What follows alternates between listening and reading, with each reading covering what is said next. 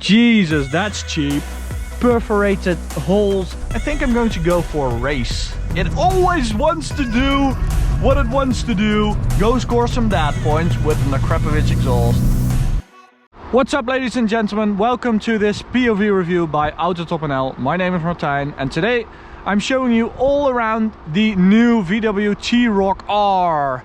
Yes, there's finally a super hot version of this friendly family car, and it's got quite a big mouth because this one is equipped with the optional Akrapovic exhaust, and it's quite loud. You wouldn't expect a factory car to be this loud, especially considering current developments, because all the performance cars are getting softer in terms of sound, and this one, yeah, this is quite fun to see. So what is it? Well, it's a VW R, and that should be something exciting. So is it exciting to look at? Well, we've got 19-inch R wheels, which are, well, pretty good to look at actually. They are like a titanium color, and we have the performance brakes on here, so they're a bit bigger, and the brake performance of these brakes is actually really good. These are optional on a Golf R,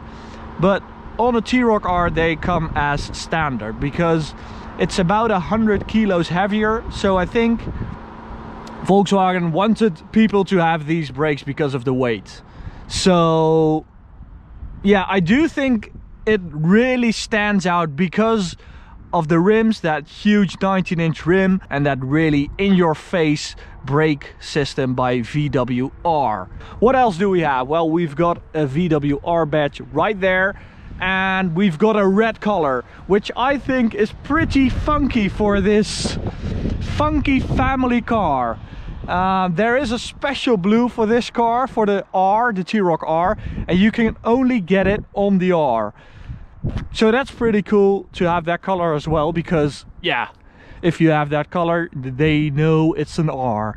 And with they, I mean the people on the streets. So this, I think, is a very good angle for the VW t-roc R, because from the back with the quad exhaust, the blacked out diffuser, it looks quite muscly, and it's still like a funky family car, and it's a mix of the two. It's not as serious looking as a VW Golf R, but it has some of that sportiness, and I really like that.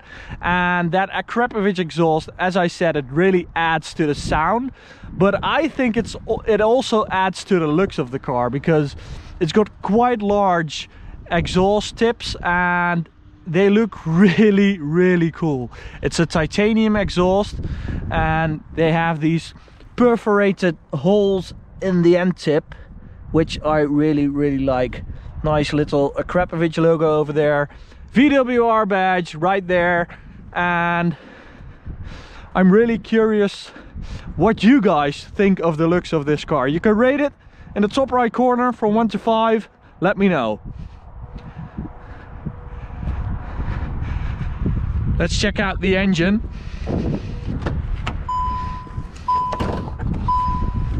I always do that twice because you used to drive a BMW and then you always do that. Where is it? Right there. Yeah. What? It doesn't have a gas powered. Jesus, that's cheap. Come on. Alright, let's ignore that. We got a EA888 2-liter TSI engine with a R badge on there. And we've seen many cars with this engine. Golf R, Audi S3, Audi SQ2, Cupra Ateca, Seat Leon Cupra, the new Cupra Fermentado model, whatever it's called. What else do we have? Several other VW models like the Arteon, and the list goes on and on and on. We've always said it's not the most engaging engine with 300 horsepower and 400 Newton meters, but with the Akrapovic exhaust it kind of comes to life. It's a great addition for this engine, but it's a really good engine. It never like drops down in power. It pulls all the way through, it builds up really early, and that's what you want when you have like a crossover performance car. Yes, that's a thing nowadays, because as I said, we have the Audi SQ2, the Cupra Ateca, we have the VW t-roc R, we have a Countryman JCW, there's a new small Cupra model crossover coming, and they all have kind of the same recipe. 2-liter turbo engine with about 300 horsepower. So today I'm going to find out where this sits in that list. So on the interior, we kind of have a VW Golf Mark 7 interior. It's not great, I have to say. It's quite plasticky. It does look well built, but the materials aren't really all that nice. The infotainment system, it's okay. It's also a bit old, and you know that the Mark 8 is coming up and it looks so much better than this gen. That's a big downside to the T-roc, I think. So we got a 4Motion badge right there, because this model has 4Motion all-wheel drive with a Haldex clutch in the middle. So it has 4-wheel drive when the front wheels lose traction. Okay, so let's get driving. And let's choose a driving mode. I think I'm going to go for race. Then the Akrapovic exhaust opens up and you get all the nice sounds and... yeah, that's it. Okay, we have a small tunnel right here. Let's open that sunroof. And let's check out the sound. Okay, I'm going to turn off start, stop and traction control. And let's give it some.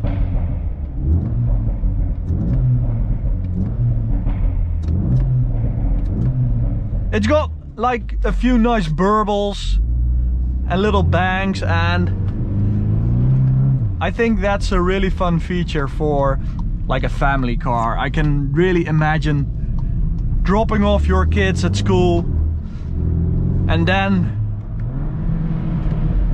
being the fun dad and do some pops.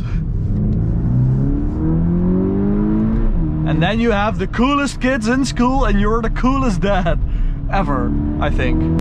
I would have liked my dad to have done that when I was in elementary, so yeah. Go score some dad points with an Akrapovic exhaust. So we've got a dual clutch DSG unit. I'm going to close this up because of wind noise.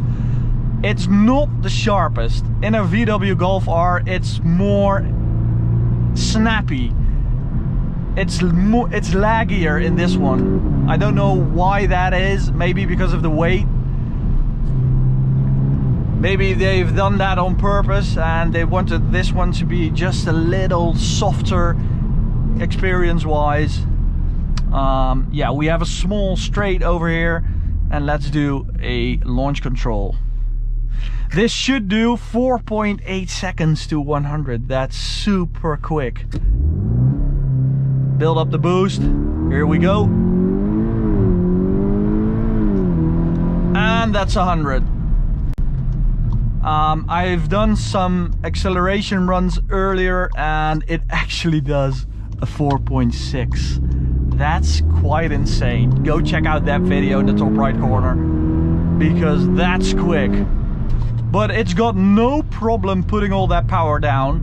4.6, and that was just like 2 hours ago, and as you can see, it's not dry today, so yeah, that's really good. That 4Motion does the trick, because man, 4.6 in like a family crossover, that's insane.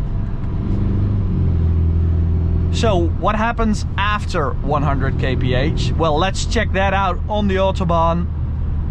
Hey, we're at the Autobahn. That's a quinky dink.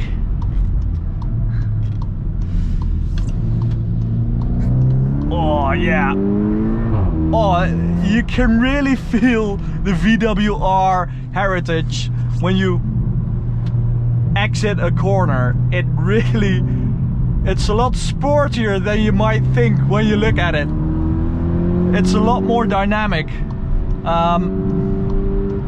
It's also a lot faster than you think, because if you pull up at a traffic light in this and you sit next to like let's say a VW Golf GTI, you wouldn't think this would be faster. I think you're gonna have some jaws dropping at the traffic lights.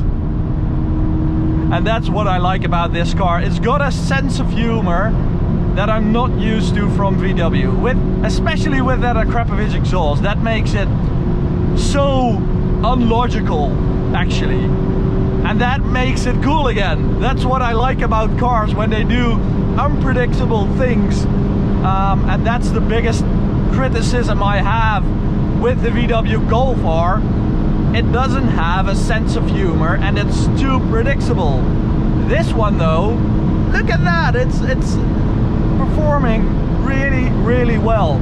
It's actually like a second faster from 100 to 200 when you compare it to a Cupra Ateca or an Audi SQ2. When you compare it to the Mini, the Countryman JCW, it's nearly 2 seconds faster from 100 to 200.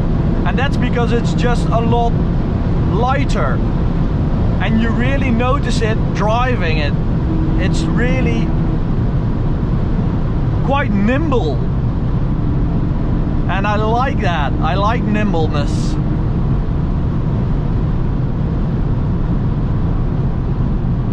So that was the top speed of 250 kilometers an hour.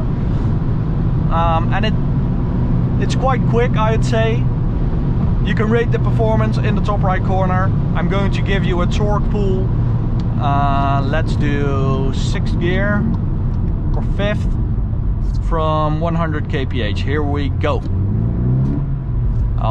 I hate this about a DSG. It always wants to do what it wants to do, but it never listens to what I want to do.